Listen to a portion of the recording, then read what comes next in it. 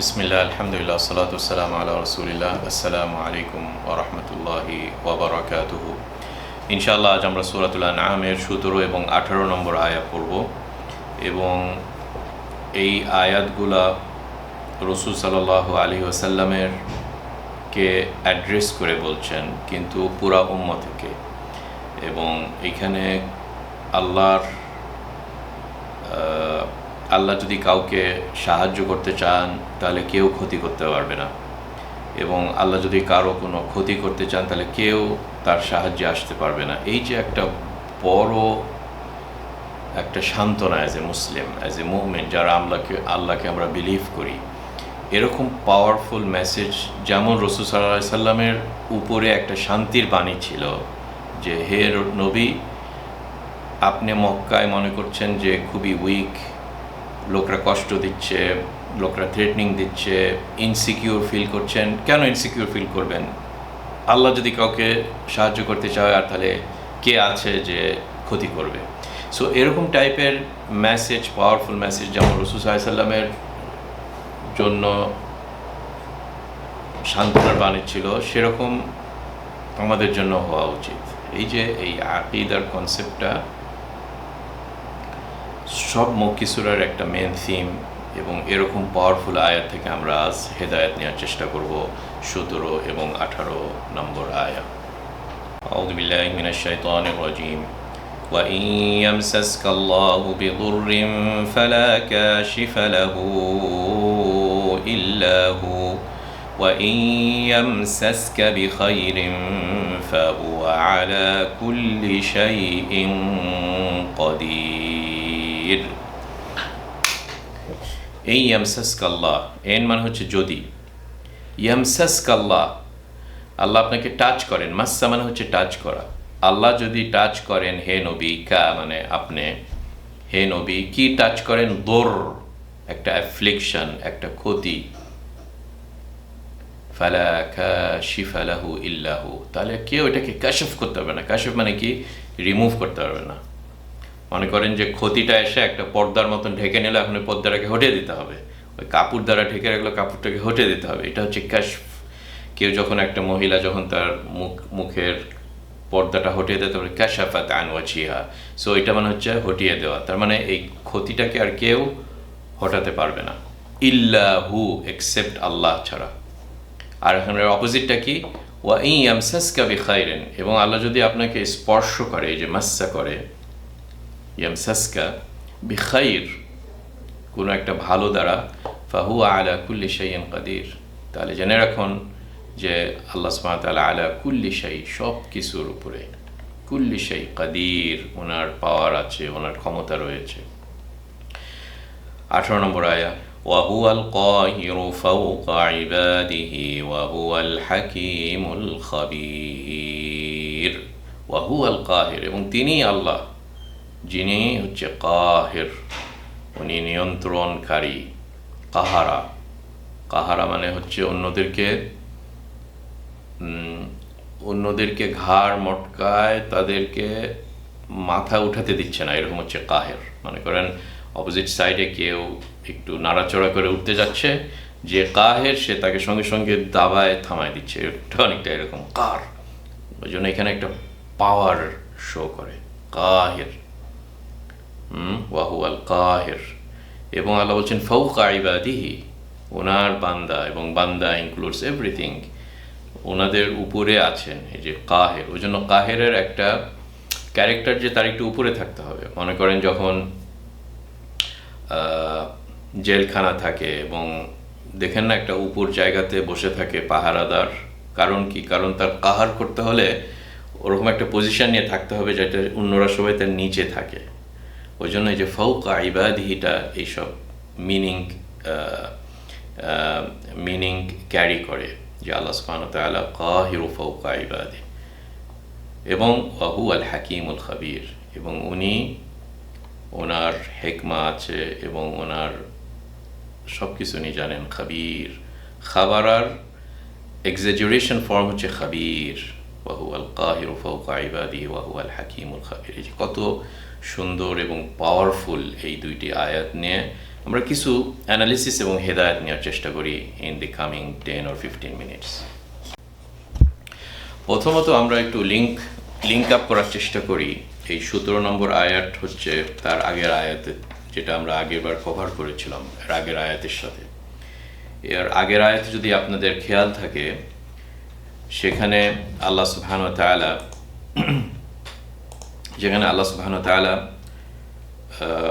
রসুল সাল্লাল্লাহু আলাইহি ওয়াসাল্লামকে এরকমভাবে ডায়ালগ করতে বলেছিলেন কাফেরদের সঙ্গে যে, হে কাফেররা, তোমরা আমাকে ভয় দেখাচ্ছ এই লাত, উজ্জা এবং বিভিন্ন ইলাহের ভয় দেখাচ্ছ, কিন্তু আমার তো মেন ভয় পাওয়া উচিত আল্লাহ সুবহানাহু ওয়া তাআলা। এবং সেইখানে ওই তাওহীদের মেসেজটা রাসূল সাল্লাল্লাহু আলাইহি সাল্লাম মুশরিকিন কুরাইশদেরকে বুঝিয়ে দিলেন যে মা ইউসরাফ আনহু ইয়াওমাইদিন ফাকাদ রাহিমাহু ওয়া যালিকাল ফাওজুল মুবিন, মানে আল্লাহর হাতে সবই পাওয়ার এবং কিয়ামত আছে, আমরা সবাই মারা যাব এবং ওই কিয়ামতের দিনে আসল সবাদের রূপ প্রকাশ পাবে। এবং তোমরা যে আমাকে ভয় দেখাচ্ছ হে মুশরিকিন, এই আয়াত এসে, আমাদের এই 17 নম্বর আয়াত এসে এই জিনিসটাকে আরো ক্লিয়ার করে বলবেন যে আসলে তো সব পাওয়ার আল্লাহর হাতে। ওই জন্য এই সূরা নামের এই আয়াতগুলা অনেক কয়েকটা অবজেক্টিভ ক্যারি করে। তার ভিতরে রাসূল সাল্লাল্লাহু আলাইহি সাল্লামকে সান্ত্বনা দেওয়া এবং অ্যাট দ্য সেম টাইম কাফেরদেরকে তাদের মস্তিষ্কের ভিতরে এসে এরকম পাওয়ারফুল সিগন্যাল দিয়ে তাদেরকে বলা যে তোমরা কেন এইসব লাত ইজ্জার ইবাদত করছো, ঢুকে যাও তোমরা ইসলামের আন্ডারে, যেখানে আল্লাহর প্রোটেকশনের ভিতরে তোমরা ঢুকবে, অথবা যদি তোমরা কন্টিনিউ করো তাহলে কিন্তু খবর আছে। এই সব মাল্টিপল মেসেজ কিন্তু আমরা খুব ক্লিয়ারলি এইসব আয়াত থেকে পাই। এবং রাসূল সাল্লাল্লাহু আলাইহি সাল্লামের দাদা বলতে পারেন ইব্রাহিম আলাইহিস সালাম, উনিও কিন্তু সিমিলার কনটেক্সট ফেস করেছিলেন, যে তার ফাদার ওইখানে লিডারশিপ দিয়েছিল কাফেরদের তরফ থেকে এবং তাকে থ্রেটনিং দিয়েছিল, ইভেন আগুনে পোড়ানোর থ্রেটনিং দিয়েছিল এবং দ্য এন্ড তাকে নিক্ষেপ করা হলো আগুনে। সো ওই সব কনটেক্সট কিন্তু অনেকটা রাসূল সাল্লাল্লাহু আলাইহি সাল্লামের মক্কি জীবনের সাথে অনেক সিমিলারিটি আছে। ওই জন্য এই সূরাতেই আমরা ইব্রাহিম আলাইহিস সালামের স্টোরিটা আল্লাহ রাসূল সাল্লাল্লাহু আলাইহি সাল্লামকে রিমাইন্ড করে দিবেন। আমরা ইনশাআল্লাহ আগামীতে এই সূরা নামে এই স্টোরিটা আমরা পাবো খুব সুন্দরভাবে। সেখানে খুব ক্লিয়ারলি ইব্রাহিম আলাইহিস সালাম এই তাওহীদের মেসেজটা কনভে করেছিলেন। ওয়া কাইফা আখাফু মা আশরাকতুম ওয়া লা তাখাফুনা আন্নাকুম আশরাকতুম বিল্লাহি মা লাম ইউনাজ্জিল বিহি আলাইকুম সুলতানা ফাআইয়ুল ফারিকাইনি আহাক্কু বিল আমনি ইন কুনতুম তা'লামুন।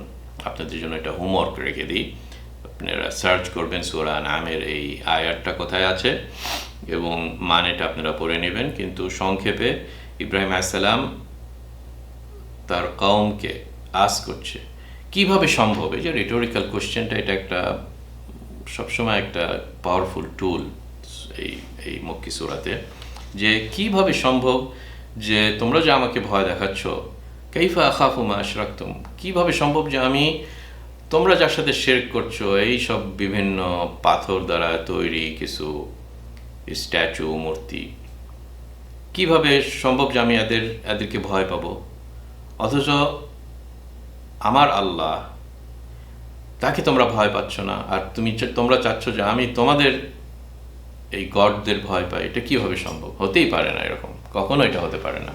সেটাই বলছেন যে কাইফা আখাফু মা আশরাকতুম ওয়া লা তাখাফুনা আন্নাকুম আশরাকতুম বিল্লাহ।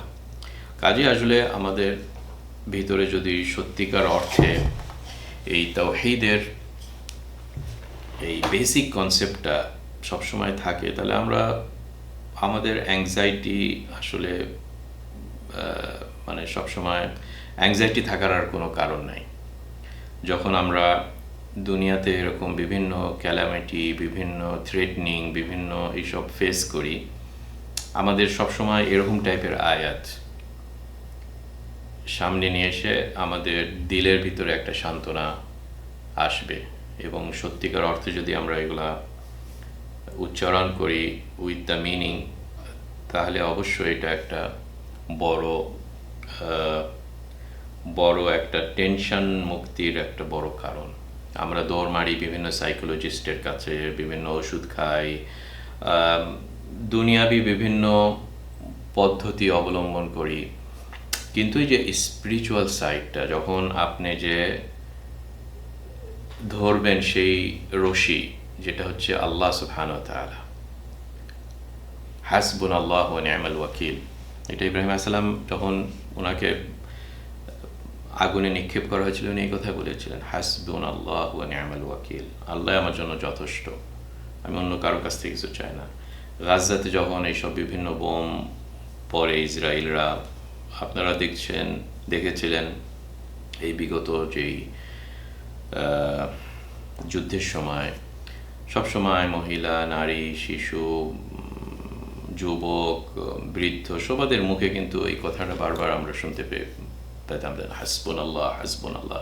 তো আসলে এটা একটা বিরাট বড় আমাদের ওয়েপন, হাতিয়ার, কিন্তু অনেক সময় আমরা এটার পাওয়ারটা সেরকমভাবে ইউজ করি না, এবং এটাই আহ্বান এই সূরা থেকে রাসূল সাল্লাল্লাহু আলাইহি ওয়াসাল্লামকেও আল্লাহ এইভাবে সান্ত্বনা দিচ্ছেন যে ওয়া ইয়ামসাসকাল্লাহু বিদুররিন ফালা কাশিফা লাহু ইল্লা হু, সব কিছুই আল্লাহ সুবহানাহু ওয়া তাআলার কন্ট্রোলে আছেন। ওই জন্য পরের আয়াতটা কিন্তু এই আয়াতটা যদি একটা স্টেটমেন্ট দেয়, এর পরের আয়াতটা এটা রিজনিং দিয়েছে যে কেন, যে আল্লাহ সুবহানাহু ওয়া তাআলা কাহ্হার, আল্লাহর একটা নাম হচ্ছে কাহ্হার, এবং এই 18 নম্বর আয়াতে আল্লাহ এই ক্যারেক্টারটা ইউজ করেছেন, কাহিরু ফাওকা ইবাদি, কাহিরু ফাওকা ইবাদি।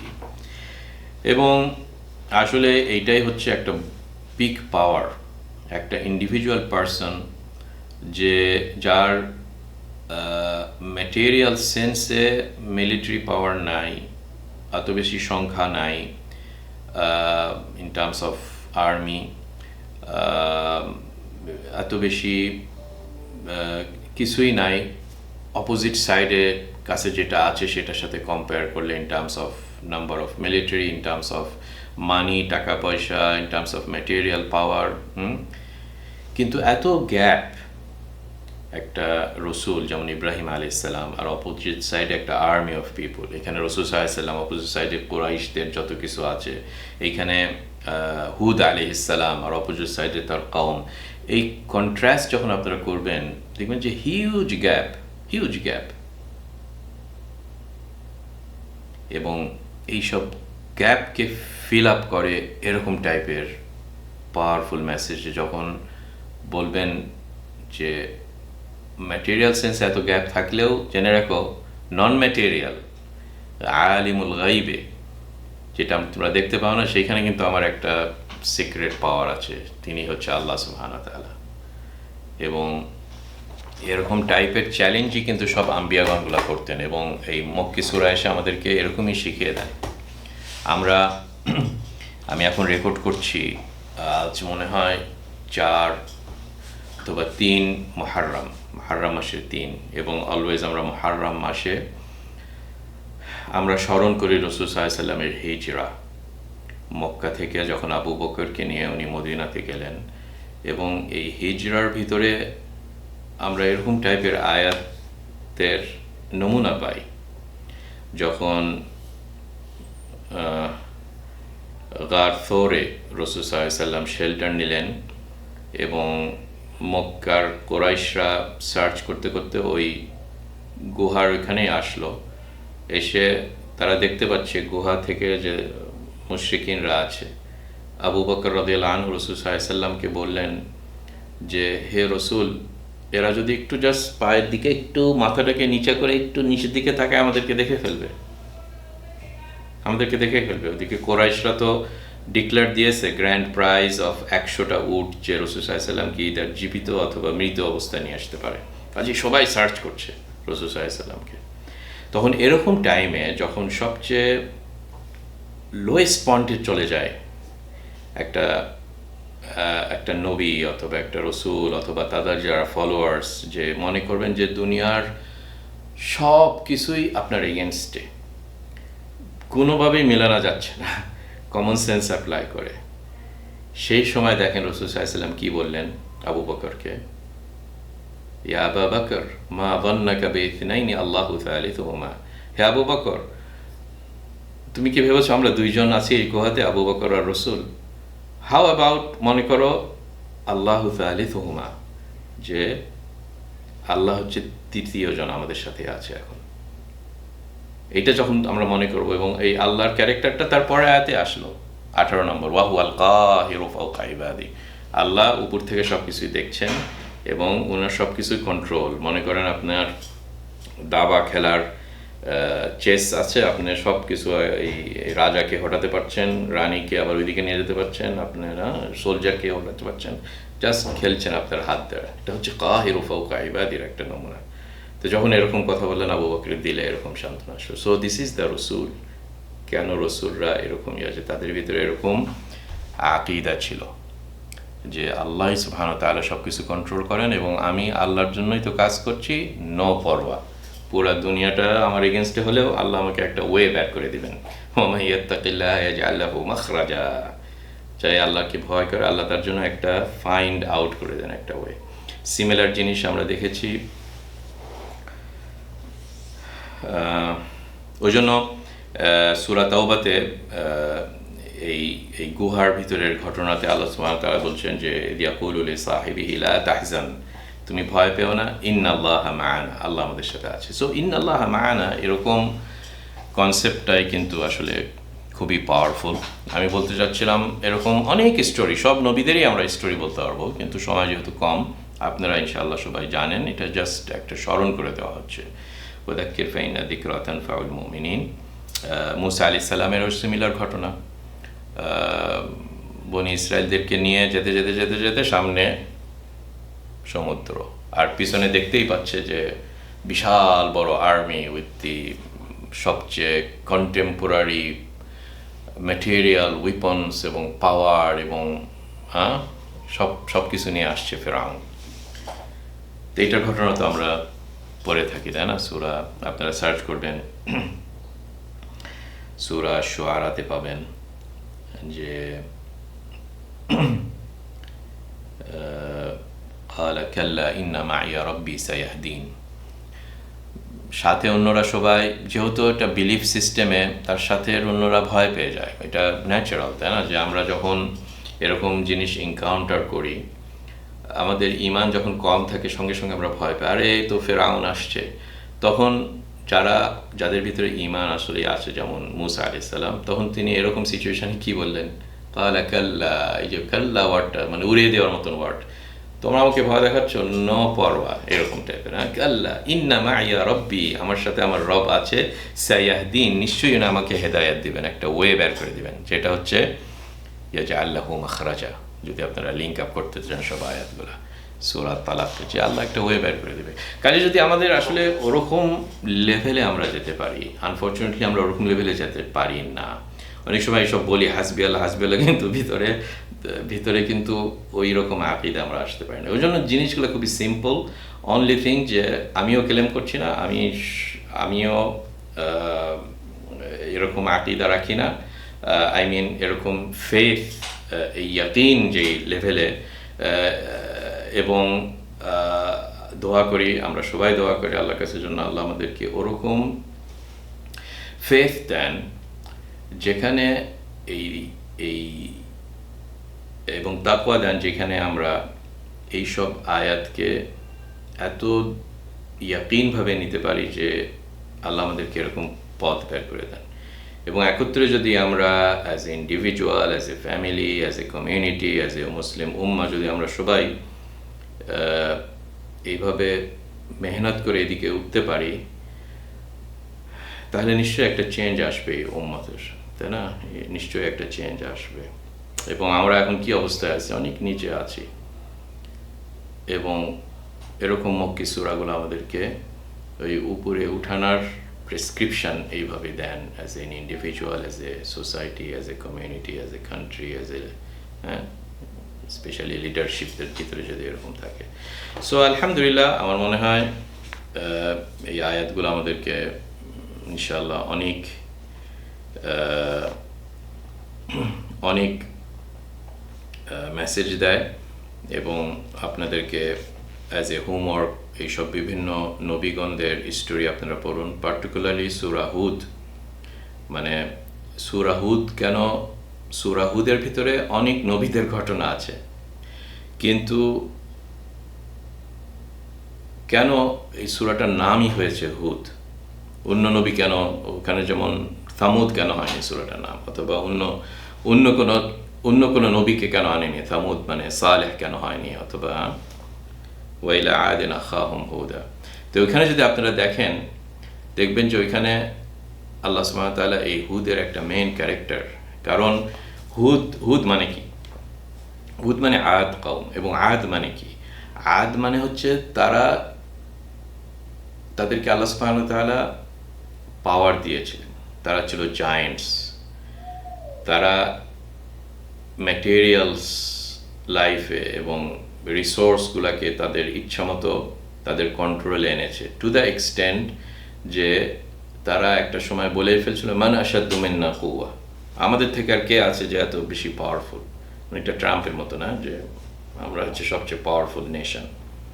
সো এদের কাছে এসেছিল একজন নবী যার কাছে কোনো পাওয়ার নাই। তখন ওই সূরাতে আপনারা পড়ে দেখবেন, এটা অ্যাজ এ হোমওয়ার্ক, আপনারা সূরা হুদ পড়ে দেখবেন যে এরকম টাইমে যারা হচ্ছে একটা জায়েন্ট একটা নেশনের সামনে একটা পার্সন অ্যাজ এন ইন্ডিভিজুয়াল সে কীরকম পাওয়ারফুল কথা বললো, তাদেরকে চ্যালেঞ্জ করে বললো ফাকিদুনি সুম্মা লা তুনদিরুন, তোমরা সবাই মিলে যত পাওয়ার আছে আমার এগেনস্টে কনস্পিরেসি করো, আমি তোমাদেরকে চ্যালেঞ্জ দিলাম, দেখি কিছু পারো নাকি তোমরা। তারা করতে পারেনি। ওই জন্য দেখেন এই যে হিজরা, এগেন আমরা রিমাইন্ড করি আওয়ারসেলফ যে যখন আমরা দুনিয়ার পাওয়ারের সামনে আমরা এই আল্লাহর দিকে আমরা রিসোর্ট করব, রুকনিন শাদীদ, একটা পাওয়ারফুল একটা স্তম্ভ অথবা একটা রোকন অথবা একটা কর্নার অথবা একটা সোর্সে আমরা যাব, রিচ করব, তাহলে আল্লাহ আমাদেরকে একটা এরকম একটা পথ বের করে দিবেন। যেমন রাসূল সাল্লাল্লাহু আলাইহি সাল্লামের হিজরাতে এরকম আরও ঘটনা আছে, তাই না? এই যে গুহার একটা ঘটনা আপনারা জানেন, যে তারা পরে চলে গিয়েছিল। যদিও কিছু কিছু দয়ীফ হাদিস আছে যে আল্লাহ সুবহানাহু ওয়া তাআলা অনেক কিছু অ্যারেঞ্জ করেছিলেন, যেমন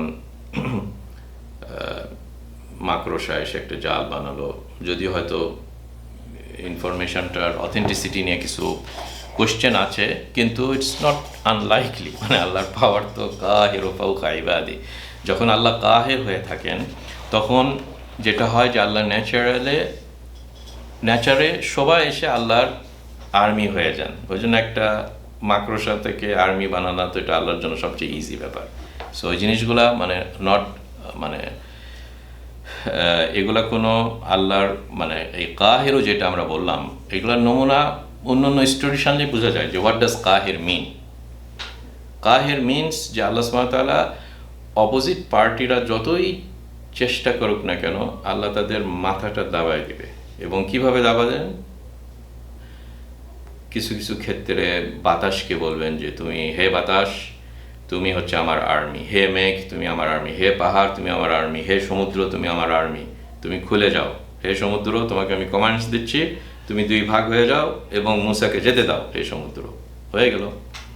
আগুনকে বলবে যে হে আগুন কুনি বারদান ওয়া সালামান আলা ইব্রাহিম, ঠান্ডা হয়ে যাও, তোমার এই প্রপার্টি ফিজিক্সের সব বাদ, ফিজিক্সের ল সব বাদ। কারণ কি? কারণ আল্লাহ physics, chemistry, biology, metrology, weather, এইটাই হচ্ছে কাহির ফাওকা ইবাদি। কারণ উপর থেকে উনি ওই দাবা খেলার মতন সব কিছুই দেখছেন। ওই জন্য আসলে বারবার যেন আমরা কখনো মনে না করি যে মক্কি সূরা এগুলো তো আমি সব জানি, আমার আল্লাহর বিশ্বাস আছে, আমি তো মুশরিক না, আমি এইভাবে আন্ডারমাইন করলে কিন্তু আমরা কখনো এইসব সূরা থেকে বেনিফিট পাবো না। অলওয়েজ এই মক্কি সূরাতে আমাদের বেশি মেহনত দেওয়া উচিত। কী কারণে বেশি মেহনত দেওয়া উচিত? কারণ আমরা ইন্ডিভিজুয়াল লেভেলে এখনও ওই কোয়ালিটি রিচ করতে পারিনি যেমন আবু বকর রিচ করেছিলেন, যেমন ওমর রিচ করেছিলেন, যেমন, কারণ এগুলাই হচ্ছে ইন্ডিভিজুয়াল লেভেলে আমরা হিউম্যান বিইংস তৈরি করতে চাই, কোয়ালিটি হিউম্যান বিইংস যাদের ভিতরে এইসব পাওয়ার আছে। এবং এটা কিভাবে গ্রো হবে? ওভার টাইম, একটু টাইম লাগবে। মক্কি জীবন ছিল রাসূল সাল্লাল্লাহু আলাইহি ওয়াসাল্লামের মোর দ্যান মদিনা জীবন, 13 ভার্সেস 10। মক্কি সূরার portion in the Quran much more, হয়তো 70%, আর মদিনা সূরা অনলি 30%, এরকম একটা রাফ এস্টিমেশন বলা যেতে পারে। কাজেই এগুলোতে একটা মিনিংস আছে for the Ummah, not only রাসূল সাল্লাল্লাহু আলাইহি ওয়াসাল্লামের সময়, বরং একবার কিয়ামত পর্যন্ত একটা থাকবে। এবং এইসব আয়াতের সবচেয়ে বড় যে মেসেজগুলো আমরা বারবার দেখব এবং রিপিট করব, কারণ রিপিটিশনে এরকম ইনশাআল্লাহ অনেক ফায়দা হবে, সেটা হচ্ছে আল্লাহর আসমা এবং সিফাত। এটা একটা বড় ব্রাঞ্চ অফ তাওহীদ, যেটার আসল পাওয়ার এবং ভ্যালু কিন্তু এখন পর্যন্ত আমরা সেরকমভাবে ইউজ করি না। যে আল্লাহর একটা নামের সাথে ওই নামটাকে পরিণত করা into action in our life. মনে করেন কাহের অথবা কাহার, সঙ্গে সঙ্গে আমরা এটা যেন ইউজ করি, ডাকি আল্লাহকে, ইয়া কাহার, আপনি ইসরায়েলদেরকে দমন করুন, ইয়া কাহার, অমুক আমেরিকা অমুক ইয়া আমাদেরকে এইভাবে কনস্পিরেসি, ইয়া কাহার, আপনার লোকাল কনটেক্সটে কোনো এক মাস্তান এসে আপনাকে ডিস্টার্ব করছে, অথবা কোনো কাহার নামটা ইউজ করুন, আমাকে কেউ ক্ষতি করতে পারবে না। তারপরে যে দেখেন আয়াতগুলো সবগুলাই কিন্তু শেষ হয় কি সুন্দরভাবে, আলা কুল্লি শাইইন কাদির। তারপরে আয়াতটা হাকিমুল খাবির, কারণ দেখেন কি সুন্দর হাকিমুল খাবির, কাহিরের সাথে কিভাবে রিলেশনশিপ, এটা আপনারা চিন্তা করেন। ওই জন্য আমি জাস্ট এখানে ছোটোখাটো দুই একটা হিন্টস দিয়ে আপনাদেরকে ছেড়ে দিচ্ছি, কিন্তু আপনারা এখানে স্টপ করেন না প্লিজ। এই আয়াত আওয়ার্স টুগেদার আমরা ডিসক্রাইব করতে পারি আয়াতের। এই যে দেখেন কাহিরু ফাওকা ইবাদি হাকিমুল খাবির, what does it indicate? Indicates যে আপনার মানুষের ক্ষেত্রে যখন কেউ কাহের হয়, যেমন একজন ডিকটেটর, একটা ডিকটেটরের ক্যারেক্টারিস্টিক আল্লাহ সুবহানাহু ওয়া তাআলা ফিরআউনকে নমুনা দিয়ে আমাদেরকে দেখিয়ে দিয়েছেন। ইন্নাহু তাগিয়া হয়ে যায়। তাগিয়া হয়ে যায় মানে কি? যে তার লিমিটটা অতিক্রম করে সে ডিকটেটরশিপ করে, যাকে ইচ্ছা জুলুম করছে, যাকে ইচ্ছা মারছে, যাকে ইচ্ছা উপরে উঠাচ্ছে, যার যোগ্য নাই তাকে করছে, যেটা আমরা দেখে আসি পলিটিক্যাল অ্যারিনাতে সব ডিকটেটরদের একই বিহেভিয়ার। ওই জন্য ডিকটেটররা যখন কাহের হয়ে যায়, তখন তারা আর হাকিমুল খাবির থাকে না। হাকিমুল খাবির মানে কি? ওয়াইজ। তার এই ওয়াইজনেস তার থাকে না, ইচ্ছা মতো রাইট লেফট ইচ্ছা মতো সে ডিসিশন নিচ্ছে, কারণ সে মনে করছে যে আমি অ্যাবভ দ্য ল, আমাকে আর কে ধরবে? যখন আমাকে কে ধরতে পারবে না, তখন আমি যা খুশি করব, মানুষদেরকে জুলুম করব। হ্যাঁ, কিন্তু সে অনেক কিছু জানে না। কিন্তু আল্লাহ কাহের হলেও হি ইজ হাকিম আল খাবির। কি সুন্দরভাবে এভাবে এগুলো মিলে গেল। কাজে আসলে যেন আমরা আল্লাহ সুবহানাহু ওয়া তাআলার এই আসমা সিফাতের আন্ডারে ঢুকে যাই এবং আল্লাহকে যেন আমরা ইবাদত করতে পারি এরকম আসমা ও সিফাত দ্বারা। আমরা অনেক সময় এরকম হাদিস পড়ে থাকি না, যে আল্লাহ 99টা নাম আছে, মান আহসাহা দাখালাল জান্নাহ, সহিহ হাদিস, যে এগুলাকে ইনুমিরেট করে সে জান্নাতে যায়। এই আহসাহাটা অনেক সময় আমরা মিস ইন্টারপ্রেট করি, মানে অনেক সময় মনে করি যে মুখস্থ করে, আল্লাহ রহমান রাহিমে করে 99টা যে মুখস্থ করে সে, কিন্তু আহসাহা ইজ মোর দেন দ্যাট। এটাকে সে তার লাইফ স্টাইলে পরিণত করে, তাহলে তো জান্নাতে সে যাবে ইনশাআল্লাহ, কারণ তার ভিতরে সে he is that human being, এইরকম লেভেলে সে পৌঁছে গিয়েছে, সে যে আল্লাহর পাওয়ারের আন্ডারে সে চলে গিয়েছে, আল্লাহর শেল্টারের ভিতরে সে ঢুকে গিয়েছে, তাহলে তো সে নিশ্চয়ই জান্নাতে যাওয়ারই যোগ্য। ওই জন্য আসলে আমরা যেন ডিএসদের মতো না হয়। মানে আপনারা জানেন যে মডার্ন ফিলোসফিতে একজন আছে এথিস্ট, যারা বিশ্বাসই করে না, আবার আরেকটা গ্রুপ আছে যারা বিশ্বাস করে ফিলোসফিতে, কিন্তু মনে করে আল্লাহ হচ্ছে ক্লক মেকারের কনসেপ্ট বা ডিইজমের কনসেপ্ট যে হ্যাঁ আল্লাহ দুনিয়াটাকে সৃষ্টি করেছেন এবং উনি আছেন, কিন্তু উনি একটা ঘড়ি, অটোমেটিক ঘড়ি বানানোওয়ালা। মানে কি, মানে অটোমেটিক ঘড়িকে কি করে, ক্লক মেকার সুন্দর করে ঘড়িটাকে ডিজাইন করে বানায়, ছেড়ে দেয়, উনি ওনার রোল শেষ, ফিনিশ, এখন ওই ঘড়িটা অটোমেটিক্যালি চলবে। তো এরকম কিছু ফিলোসোফার্সরা বা যারা নট নাস্তিক, কিন্তু তাদের ভিতরে একটা প্রবলেম যে তারা ডিইজমে ভোগে যে হ্যাঁ এখন আল্লাহ সৃষ্টি করেছেন দুনিয়াকে, কিন্তু নিউটনিয়ান ল নম্বর 1, ল নম্বর 2, ল নম্বর 3 একটা ফর্মুলাতেই দুনিয়া চলছে, আল্লাহর আর দরকার হবে না, এখন আল্লাহর আর দরকার নেই। কিন্তু নো, এভরিডে আমাদের আল্লাহর দরকার। কুল্লা ইয়াউমিন হুয়া ফি শাআন ফাবিআইয়ি আলাই রাব্বিকুমা তুকাজ্জিবান। প্রত্যেক দিন একটা সেকেন্ড যদি আল্লাহ সুবহানাহু ওয়া তাআলা উনি এই কাহির না হয়ে থাকেন ফাওকা ইবাদিহি, উনি যদি এগুলার ওয়াচ না করেন, যেটা আমরা আয়াতুল কুরসিতে পাই, লা তাখুযুহু সিনাতুন ওয়ালা নাওম, ইভেন নাওম কি, ঘুমানো তো দূরের কথা, একটু তন্দ্রাতে যদি 1 সেকেন্ড যান তাহলে দেখা যাবে যে পুরা দুনিয়াটা কোল্যাপস হয়ে গেছে। কাজেই it's never a law maker, it's never a Newtonian force, না, এটার পিছনে আল্লাহ সুবহানাহু ওয়া তাআলা আছে, মুদাব্বির হিসাবে আছে। সো এগুলো সবই কিন্তু এইসব আয়াত থেকে আমরা পাই। আল্লাহ যেন আমাদেরকে তৌফিক এবং হিদায়াত দান। আসসালামু আলাইকুম ওয়া রাহমাতুল্লাহি ওয়া বারাকাতুহু।